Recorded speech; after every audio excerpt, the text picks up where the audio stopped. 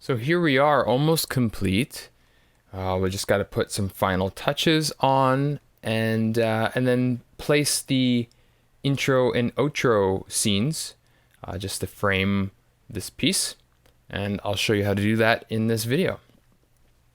So what we want to do right now is, now that we've got our audio for the two characters working good, we can add some of the effects that create this world to become more believable. And in an elevator, there's elevator sounds. And so you might already have that in because of the previous lesson with the ding in place. So I'm just going to place that in because I don't have that yet. So now listening.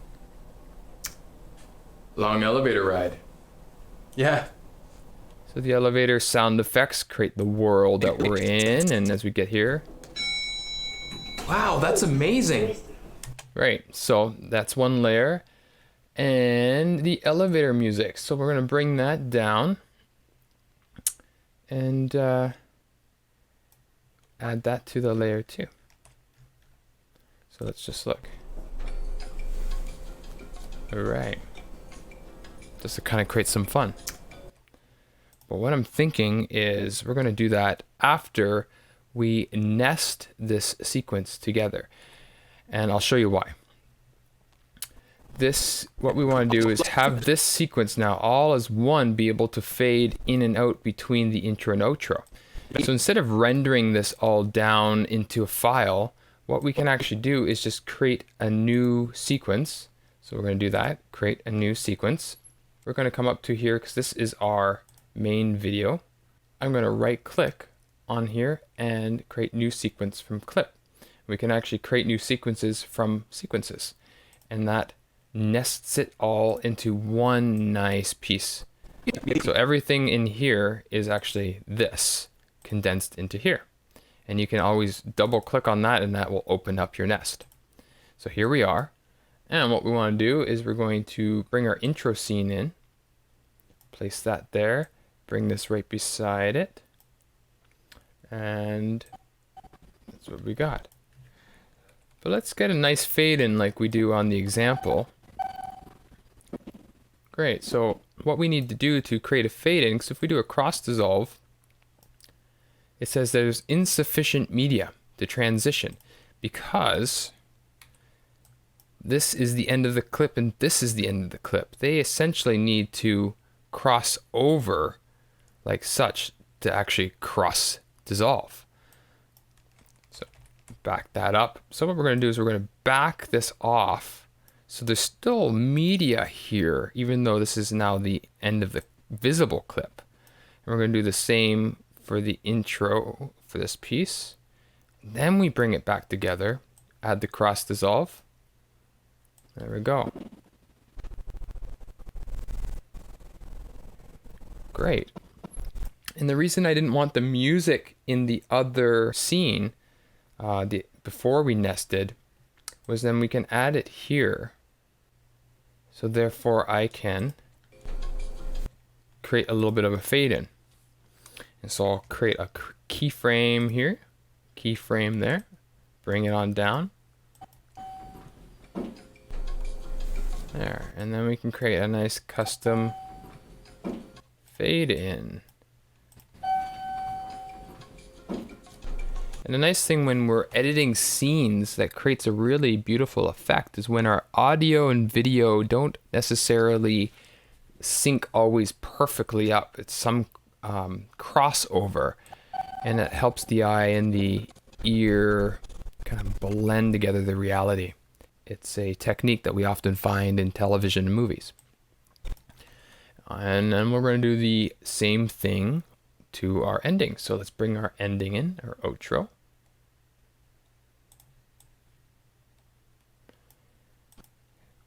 And we're going to do the same. We're just going to bring this back.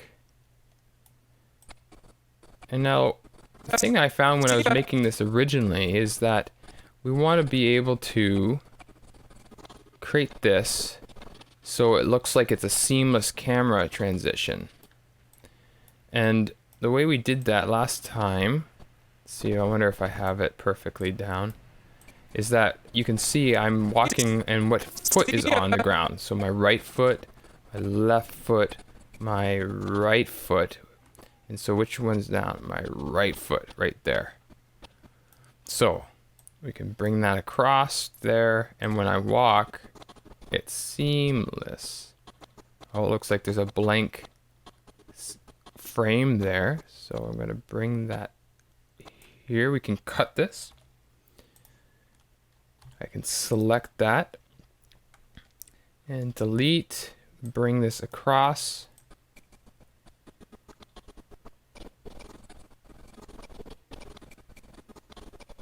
Yeah, that looks pretty good. We can even add the little fade now to it. So add our cross dissolve.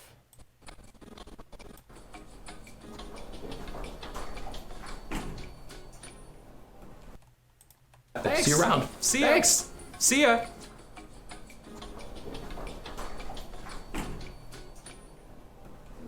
There we go. Gonna bring that over because I like this ending in the music. Great. And I'm going to then cut right here, right across with the shift command, so I can delete all that and add a cross dissolve to the end here. Pull that, make that a little bit bigger so it's a longer cross dissolve for the ending. Nice. Now, just like our video cross dissolves, we can do audio transitions, cross fades. So we have three different types: exponential fade, constant power, and constant gain. Play around with them, they're a little different. Exponential fade I like, so we'll bring that, match that. And same with this layer here. Great, so it's all coming down to silence right at the end.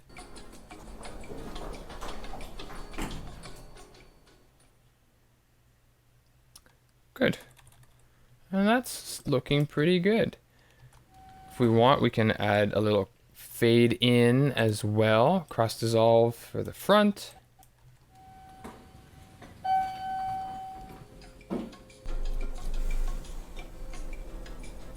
There we go.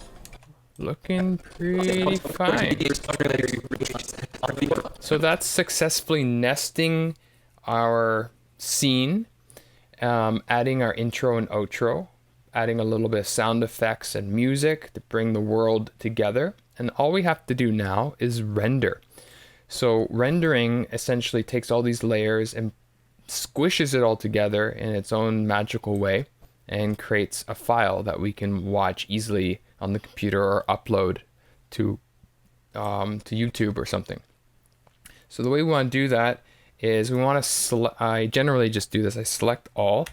That's Control A on my keyboard. It might be Command A on a Mac.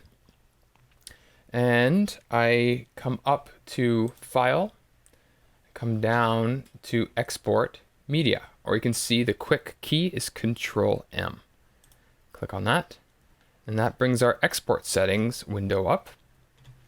All right, so essentially, we just want to kind of come down this line here, the format. We've got a couple options.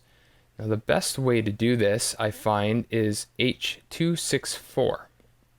Now, you may or may not have this in your list. I'm hoping that you do. Now, if you don't, just pause the video, go to Google and search adding H.264 to Premiere Pro. There'll be ways that you can do that and follow those instructions. Eventually, you can come and click that. I match the source, high bitrate, that's nice and easy. You want to go to output name. It also tells you where you can place this. So right now we're in lesson material. I come back and you can just save this wherever. Lesson material is fine. I'm just going to save it right here. Act 1, main video, name it teaching, just so I don't get confused in my own way. Save that, so that's now where it's going to go. And this is just a summary. We want export video and audio. It's just saying that the output is going to be here, that it's 1280 by 720 at 29.97 frames per second. Yada, yada, yada. That it's looking good. And we're doing fine. You can come down here in under the video tab. And you can always increase your bitrate. This is the quality, but it will shift your file size. So we can come up and bring that all the way up to like 15 or something. And you can see now it's bigger. You can get this really big if you want. 300 megabytes for a small thing, or just bringing it down. 10 seems to always be a nice, neat number. 70 megabytes for this file is pretty good. And then you have the option to export right here using Premiere Pro. But what I recommend is queuing this in Media Encoder. So this is a program that comes with Premiere Pro. I'm just going to delete these ones from all my rendering from before, so we can see here we are. This is what it'll probably look like for you. It's all imported, ready to go. And the nice thing is when I push start the queue to render, it starts. And this is a nice short video, not lots going on. So it's going to be fairly quick. All depends on your machine, but I can then come back and start working again, which is really nice. So there you have it. That's pretty much the end of Act 1. If you have any questions, just going to the community. And yeah, I'll see you in Act 2.